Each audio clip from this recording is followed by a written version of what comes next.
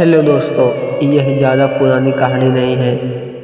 एक दिन एक लड़का जो कि एक कंपनी में काम किया करता था, उसे किसी भी भूत प्रेत पर कोई विश्वास नहीं था। वह भूत प्रेत को बस दिमाग का भ्रम मानता था। एक दिन उसके कंपनी में कुछ काम बढ़ गया, जिसके कारण उसे घर वापस आने में देर हो गया। वह अपने ऑफिस से देर तक रात को निकला। वह अपने बाइक से था। कुछ दूर चलने के बाद उसका बाइक खराब हो गया। अब वह अपनी बाइक को पैदल ही लेकर चल दिया।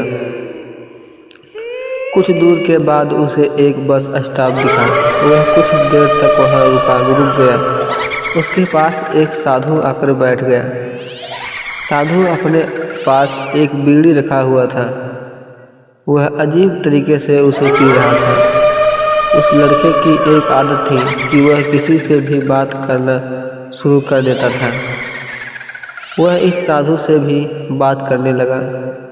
बात ही बात में इस लड़के ने कहा, बाबा, मैं किसी भी भूत प्रेत को नहीं मानता हूँ, बस सब झूठी बातें हैं। साधु ने कहा, तुम भले ही भूत प्रेत को मानो या ना मानो, लेकिन तुम यह ना कहो कि भूत प्रेत नहीं होते हैं। यह सब कुछ होते हैं। इस पर उस लड़के को थोड़ी सी हंसी आ गई। उसने कहा, भूत होते हैं तो क्यों हमें नहीं दिखते हैं? क्या आप मुझे अभी भूत को दिखा सकते हैं?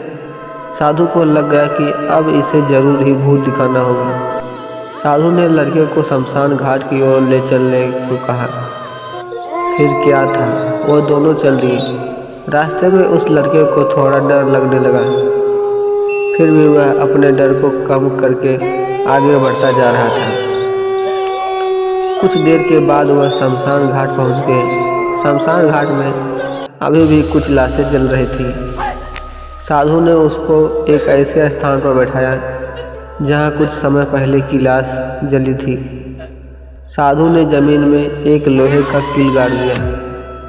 उसमें एक सफ़ेद धागा बांध दिया। इस धागे का अंतिम डोर उस लड़के को पकड़ाने को कहा। अब उस लड़के को हद से ज़्यादा डर लग रहा था। उसकी सांस तेज हो रही थी। इसके साथ ही साथ उसके हाथ पैर भी कांप रहे थे। फिर भी उसने धागा को पकड़ लिया। साधु ने कुछ बतासा को 4 जगह पर रख दिया।